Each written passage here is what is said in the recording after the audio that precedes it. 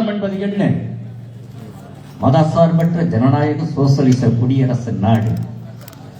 இங்கு ஜனநாயகம் குளிதோண்டு புதைக்கப்பட்டிருக்கிறது. மதசார்பின்மை என்ற கோட்பாடும் உடைத்திருப்பதற்கான அனைத்து வேலைகளிலும் பாசிச கட்சிகள் துவங்கி இருக்கிறது. எனக்கு முன்னால் பேசிய சகோதரர்கள் ஒரு விஷயத்தை சுட்டிக்காட்டினார்கள். கண்டன கோஷங்கள் எழுப்புகின்ற பொழுது ஒரு விஷயத்தை சுட்டிக்காட்டினார்கள். நான் அந்த ஒரு விஷயத்தில் மட்டும் என்னுடைய ஆழமான கருத்தை பதிவு செய்ய விரும்புகிறேன்.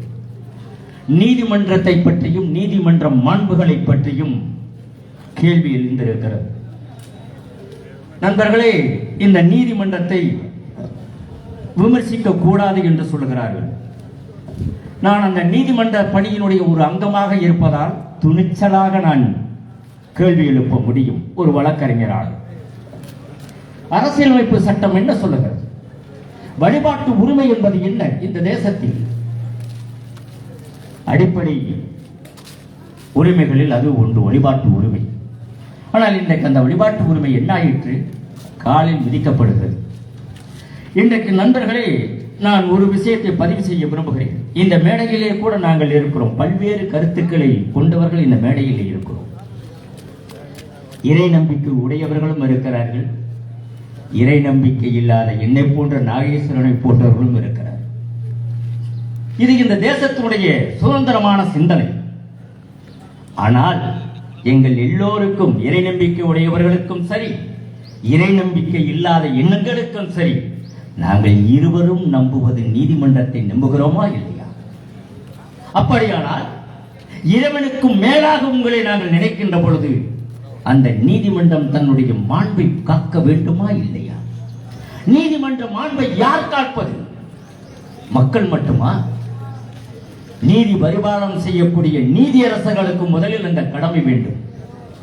இந்த வழக்கில், வழிபாட்டு தளத்தில் நீங்கள் வழங்கிய தீர்ப்பு என்ன கேட்டார்கள். எந்த சட்டத்தின்படி தீர்ப்பு வழங்கப்பட்டது சொல்ல முடியுமா? நம்பிக்கையின் அடிப்படையிலே ஒரு வழிபாட்டு தலத்தை இடித்து இன்னொரு வழிபாட்டு தலத்திற்கு இடம் கொடுப்பது என்பது எதிர்காலத்தில் இப்பொழுதல்ல, நீதி வழங்கிய நீதி அரசர்கள் சிந்திக்க வேண்டும். பிற்காலத்தில் இந்த தேசத்தில் மிகப்பெரிய பிரச்சனையை இந்த தீர்ப்பின் அடிப்படையிலேயே வருவான். இந்த இடத்துல கோயில் இருக்கு நான் சொல்லுவேன், என்னுடைய நம்பிக்கை அப்படின்னு சொன்னா நீ கொடுத்துருவியா? இதைவிட பெரிய வேதனை நண்பர்களே, நாம் ஏன் நீதிமன்றத்தை விமர்சிக்க கூடாது என்பதல்ல. இதற்காக நீதிமன்ற நீதியரசர்கள் தானாக முன்வந்து ஒரு வழக்கை பதிவு செய்வார்களானால் அந்த வழக்கை அவர்கள் முன்பாகவே நாங்கள் சுக்குநூறாக மாற்றுவோம். இந்த தீர்ப்பை வழங்கிய மேலாள் உச்ச நீதிமன்ற தலைமை நீதியரசர் தன்னுடைய மாண்பை காத்திருக்கிறாரா? கேள்வி. அவருடைய பணி என்ன? மேலாள் நீதிமன்ற நீதியரசர், உச்ச நீதிமன்றத்தினுடைய தலைமை நீதிபதி, அவர் ஒரு தீர்ப்பு கொடுத்துட்டு, அவர்தான் இந்திய நாட்டினுடைய பாரத பிரதமர், தோழர்களுக்கு தெரிந்திருக்கும், பாரத பிரதமரை மேடையில் வைத்துக் கொண்டு கண்ணீர் வடித்தார்.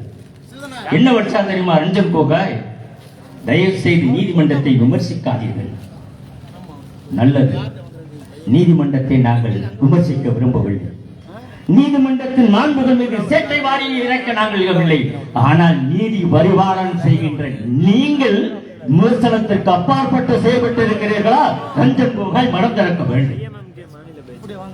பாபர் மசூதி இடிக்கப்பட்ட பிறகு ரஞ்சன் கோகாய் ஓய்வு பெறுகிறார். ஓய்வு பெற்ற பிறகு அவருக்கு கொடுத்த பதவி என்ன தெரியுமா? இந்திய நாட்டினுடைய ஜனாதிபதியால் நியமிக்கக்கூடிய, இன்றைக்கு இசைஞானி இளையராஜா இருக்கிறார் இல்லையா?